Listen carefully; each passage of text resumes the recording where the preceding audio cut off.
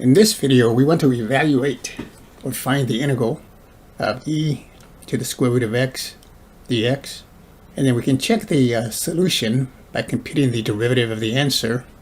And then we should get the integrand function e to the square root of x. The only thing you have to figure out is what method of integration you're going to use. Partial fractions doesn't seem like it's going to work here. The way it's set up, integration by parts at this point doesn't seem to be a method we could use. Trig substitution, don't think so. And we go to the old reliable U-substitution. So I have the square root of x as an exponent. I could just say, well, let's let u equal to x.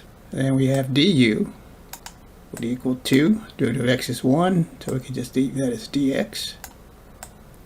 Make the substitution here for x, and this will be the square root of u. Dx is du, this would be du, so I'd have the integral of e to the square root of u du. But that's pretty much the same integral, so that doesn't do us any good. So let's suppose we have, or let u equal to the square root of x. And we square both sides. This will give me u squared equal to x. The radical cancels on the right side when you square both sides. Then we take the derivative here with respect to u. This will be 2u du.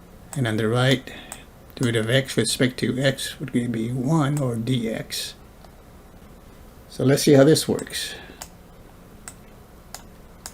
So we have the integral of e, and instead of the square root of x, we make the substitution. That's going to be u. So again, the object here is to use this u substitution to transform this into something we can work with. So this would be e to the u, and then from right here, dx can be replaced by 2u du. Move this over a little bit. So dx replaced by 2u, so I'll put the 2u in front here. Du. And you can see this has the form of something we could work by integration by parts, where say that 2u would be the one I take the derivative of, and that e to the u would be the one I would integrate. So the 2u would be the u, and e to the u would be dv in the formula for integration by parts. And I'm going to use the di method, which is just an abbreviation, an abbreviated form, I should say,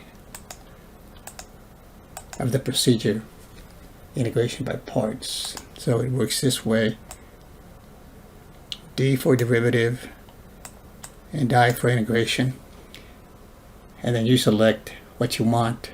Under the d column, we're going to take the derivative, so I'm going to put 2u here. That'll be the u, of course, and then the one we're going to integrate, that'll be the dv in the formula. This will be e to the u, and then the signs alternate here from plus, minus, plus, and then it continues.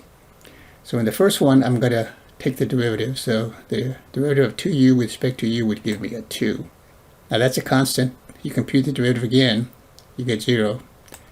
Now anytime you get 0, you stop there, and you pretty much have it done.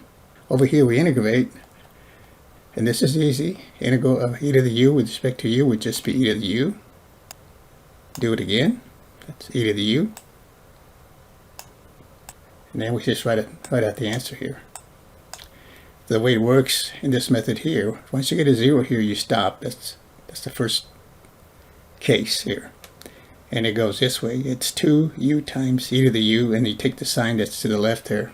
So that's going to be positive, so this will be a 2u e to the u. And then the next one has a minus, so it would be minus 2 times e to the u, so it would be minus 2 times e to the u. And that we stop there, because 0 times this one, e to the u will be 0. And that's where we get the constant, actually.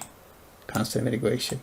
So that's basically the answer, except we're always going to go back, even when you're doing trig substitutions, you always have to go back to the original variable. So just replace what we let u equal. U, remember, was the square root of x, so this is going to be the square root of x here. And then this is times e to the u square root of x. Then minus 2, e to the u is square root of x. And then it's plus your constant of integration. So this is the answer right here. 2 square root of x, e to the square root of x, minus 2 e to the square root of x. That's it for this one. Okay. Now, if you're interested in the second part, that's just a check. Most instructors probably won't ask you to do this, but it's a nice way to just practice your derivative. If I take the derivative of the answer, this one right here, I should get the integrand function, e to the square root of x. Now in the first term here, I have to use the product rule. And remember the derivative, you have something like this. The derivative of e to the u is e to the u times the derivative of u. But this is the answer. So in the next section here, we show this.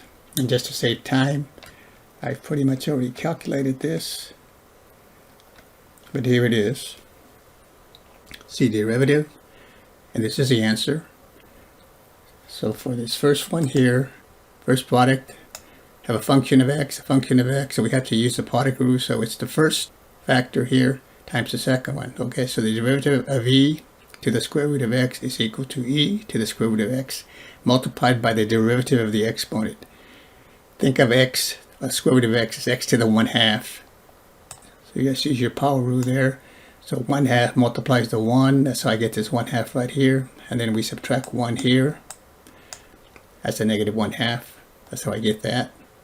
Then it's the second factor, that's e to the square root of x. That comes, I put that first, times the derivative of the first one, 2 square root of x. So again, this is done the same way. The square root of the derivative of this be 1/2 times the 2, subtract 1 from the exponent, we get this right here. And then of course the derivative of a constant is 0, so let's look at this one here. Again, minus 2e to the square root of x, so because it's e to a power here, the derivative is going to keep the minus 2e to the radical x, and then it's times the derivative of the exponent, which again is this thing right here. So let's look at what we have here. Notice these are going to cancel here. This is going to cancel here. But you can see that this expression here and this expression here are the same thing except opposite in sign. Notice I have e to the square root of x times x to the negative 1/2. E minus, in this case I have minus e to the square root of x times x to the minus 1/2. So this actually goes to 0.